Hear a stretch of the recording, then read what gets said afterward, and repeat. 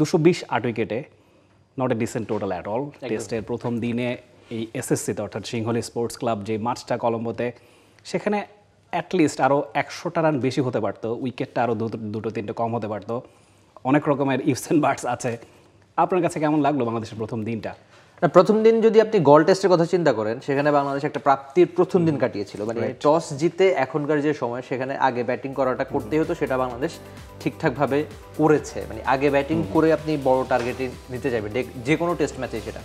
তো আপনি যদি কলম্বো টেস্টের কথা চিন্তা করেন, 228 শুরুতে যদি অপ্রাপ্তির কথা দিয়ে শুরু করতে চাই, মানে এনামুল হক বিজয়, মানে আমাদের প্রত্যেক ব্যাটার হিসেবে সেট হয়ে আরেকবার তারা আক্ষেপে পড়েছেন। সেটা লিটন দাস হতে পারে, মুশফিকুর রহিম হতে পারে, ক্যাপ্টেন হতে পারে। মানে এমন হয়েছে যে প্রত্যেকে সুযোগ পেয়েছেন। আপনার ওই হয় কি অন্যান্য দেশের ক্ষেত্রে যে সুযোগগুলো তারা অনেক বেশি কাজে লাগান, যে 10-15 রানে যদি একবার জীবন পেয়ে যান, তারা তাকে বড় রান মানে ওটাকে কনভার্ট করতে পারেন। কিন্তু বাংলাদেশি ব্যাটাররা সেখানে ব্যর্থ হচ্ছেন।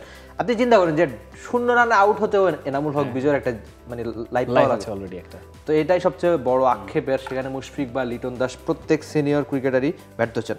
আবার হুট করে একটা পরিসংখ্যান দেখছিলাম আর কি রাফি, আপনি যদি পুরো টেস্ট ইতিহাসের কথা চিন্তা করেন, টপ অর্ডার ব্যাটারদের মধ্যে 1 থেকে 3 কমপক্ষে 12 ইনিংস ব্যাটিং করেছেন, এমন টপ অর্ডার ব্যাটারের মধ্যে এনামুল হক বিজয়ের ব্যাটিং গড় সবচেয়ে খারাপ। তো তার ব্যাটিং গড় হচ্ছে 9.66, 10-এরও কম। তো দ্বিতীয়তে যিনি, তার নাম হচ্ছে মার্ক রামপ্রকাশ, 11.38। আপনি দুজনের গল্পটা একটু মিলে যায় আর কি। এনামুল হক বিজয় ঘরোয়া ক্রিকেটে অনেক বেশি রান করেন, মার্ক রামপ্রকাশও তাই করতেন। প্রথম শ্রেণী ক্রিকেটে তার সেঞ্চুরির সংখ্যা 114, সেখানে এনামুল হক বিজয় প্রথম বাংলাদেশি হিসেবে স্বীকৃত ক্রিকেটে 50টা সেঞ্চুরি করেছেন। তো এই ব্যর্থতার গল্পগুলো পুরো দিনের সামারি বলে দেয়, যেখানে প্রত্যেকেই প্রায় সেট হয়ে নিজেদের উইকেট দিয়ে এসেছেন।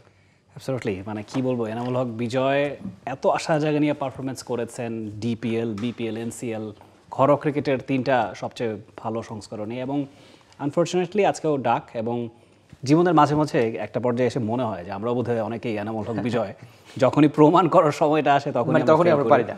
সো যাই হোক, best of luck for him. Second ইনিংসে আশা করি একটা আশা জায়গা নিয়ে ইনিংস তিনি খেলবেন। For more updates, subscribe to our YouTube channel and click on the bell icon. Follow us on Facebook and Instagram. Download T-Sports app to enjoy exciting games and highlights. Visit tsports.com.